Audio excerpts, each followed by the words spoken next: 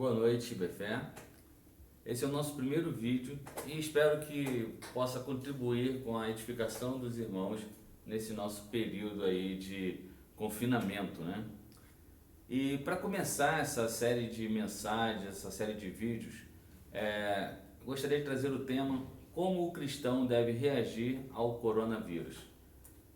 É normal nesse período que as pessoas elas assumam posições extremadas. Alguns vão ter uma posição apocalíptica, vão estar dizendo que é o fim do mundo, que o mundo vai acabar, e tem uma posição até negativa muitas vezes com relação a essa pandemia.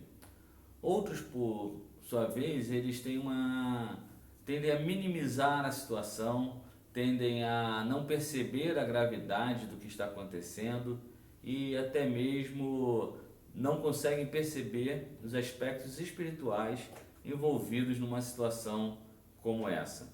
Eu gostaria de sugerir duas perguntas para refletirmos nessa oportunidade. A primeira pergunta é: como devemos encarar essa epidemia de coronavírus? E a segunda pergunta é: o que Deus quer que façamos durante esse tempo? Para nos ajudar a refletir sobre isso, recorro ao texto de Mateus, capítulo 24, versículo 3 em diante.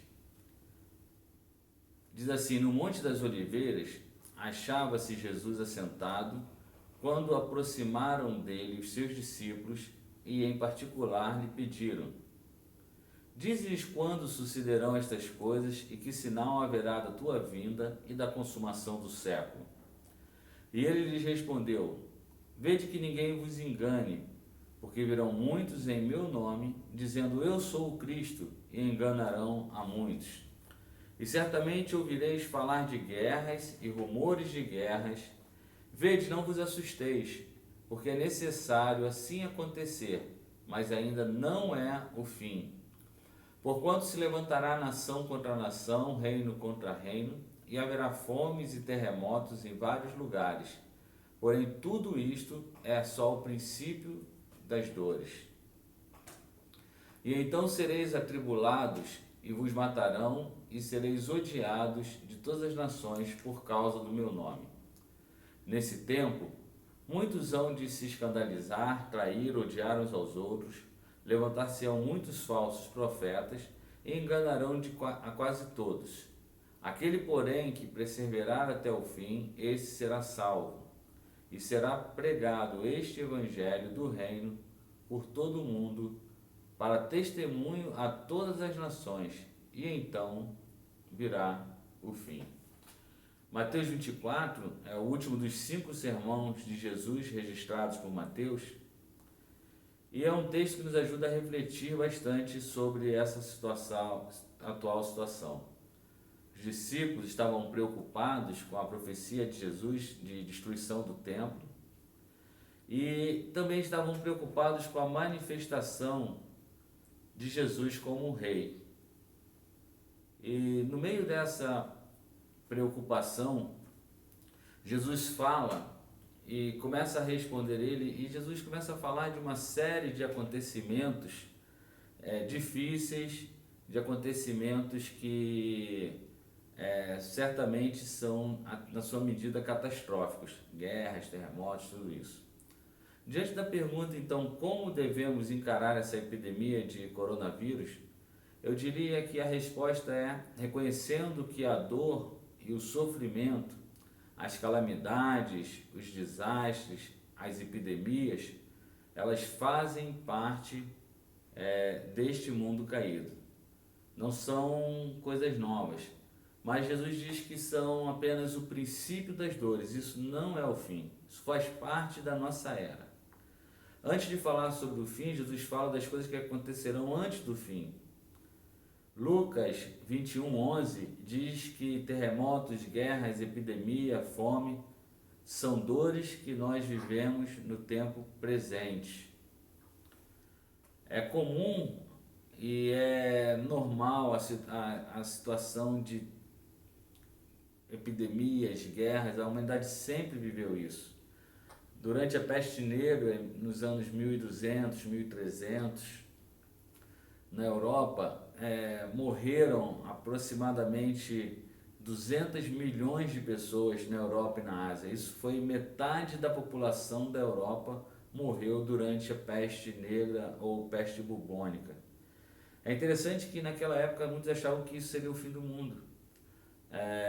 Nós vemos, por exemplo, que houve muita superstição. Por exemplo, um dos papas tinha dito que, feito uma bula, um escrito dizendo que os gatos, eles eram ligados à bruxaria, eram animais amaldiçoados. E na época da peste negra, muitos acharam que os gatos é que estavam trazendo essa peste e começaram a matar os gatos. A população de ratos multiplicou e, na verdade, quem transmitia a peste bubônica eram os carrapatos dos ratos. E isso fez com que explodisse o número de pessoas contaminadas. Então a gente vê que posições alarmistas, extremistas, elas não ajudam e, pelo contrário, elas erram achando e procurando culpados para as pestes, as coisas que acontecem.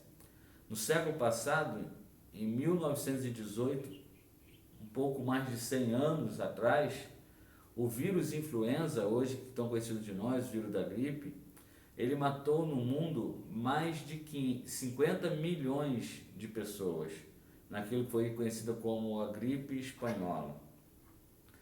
Em 2004, recente agora, um tsunami matou em um só dia, num domingo de manhã, 200 mil pessoas. Estima-se que mais de 80 milhões de pessoas morreram na Segunda Guerra Mundial. Nunca o mundo ficou sem ter uma guerra. Isso tudo, irmãos, são as dores que nós passamos por viver em um mundo caído. Romanos 8:18 diz: estou absolutamente convencido de que os nossos sofrimentos do presente não podem ser comparados com a glória que em nós há de ser revelada. A própria natureza criada aguarda com vívido anseio que os filhos de Deus sejam revelados. Porquanto a criação foi submetida à corrupção, não por sua escolha, mas por causa da vontade daquele que a sujeitou, na esperança de que também a própria natureza criada será libertada do cativeiro da degeneração em que se encontra, recebendo a gloriosa liberdade outorgada aos filhos de Deus. Sabemos que hoje toda a criação geme e padece como dores de parto. E não somente ela, mas igualmente nós que temos os primeiros frutos do Espírito. Também gememos em nosso íntimo, esperando com ansiosa expectativa por nossa adoção como filhos, a redenção do nosso corpo. O tempo presente é um tempo de dor, como a dor do parto. Dor essa que é necessário passar para que seja dada luz a uma nova vida. Todavia essa dor nada mais é do que parte do plano de Deus para que a glória dele seja manifesta nessa terra de modo especial sobre os seus filhos eleitos. Percebam que o texto diz que a criação geme e padece, mas não somente ela, mas também nós que temos os primeiros frutos do Espírito também padecemos por ela. Certamente cristãos morreram, cristãos morreram nas guerras, cristãos morreram no tsunami, cristãos morreram nos terremotos, passamos por tudo isso, mas a grande diferença é que nós passamos por tudo isso cheios de fé e cheios de esperança. Isso nos leva para a nossa segunda pergunta: o que Deus quer que nós façamos durante esse tempo de dores? No versículo 12 de Mateus 24, diz que por se multiplicar a iniquidade, o amor se esfriará de quase todos. Deus quer que você não deixe o amor esfriar. Deus quer que você cultive o amor por Cristo e pelos irmãos, mesmo em meio aos tempos de crise. Que você continue a confiar nele, continue a ter comunhão com ele, continue a orar, continue a buscar a palavra de Deus. Calamidades como essa têm o potencial ou de nos aproximar de Deus ou de nos afastar de Deus.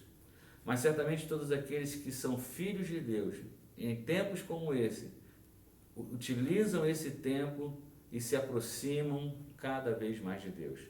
Que esse seja um tempo de aproximação, um tempo de amor, de aproximarmos de Deus e de nos aproximarmos dos irmãos, mesmo que não fisicamente, mas mantendo pelos meios digitais a nossa comunhão. No versículo 13 de Mateus 24 diz: aquele, porém, que perseverar até o fim será salvo.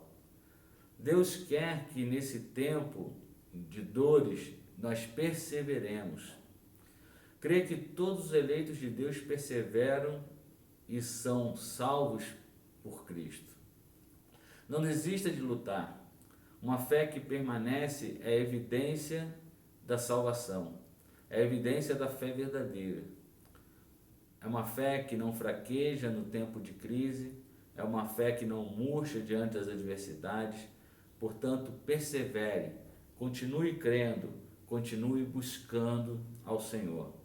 E por fim, no versículo 24 diz: e será pregado este evangelho do reino por todo o mundo para testemunho de todas as nações, então virá o fim.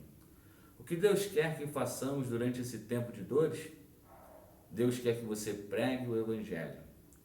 Deus quer que você pregue o evangelho da esperança, que você testemunhe da salvadora que nos mantém firmes. Utilize esse tempo para compartilhar a esperança com aqueles que sofrem. Utilize esse tempo para passar a esperança para aqueles que estão desesperançados. Mostre que Cristo está acima dessa pandemia. Mostre que a fé em Cristo é a verdadeira salvação. Mostre que mais importante do que ficar doente e morrer é estar com a sua vida nas mãos do Senhor, porque em Cristo nós não teremos a morte. Pregue o evangelho, testemunhe da graça salvadora de Cristo. O que Deus quer que nós façamos durante esse tempo de crise. Deus quer que não deixemos o amor esfriar, Deus quer que perseveremos na nossa fé e Deus quer que preguemos o evangelho. Que Deus abençoe a todos em Cristo Jesus. Amém.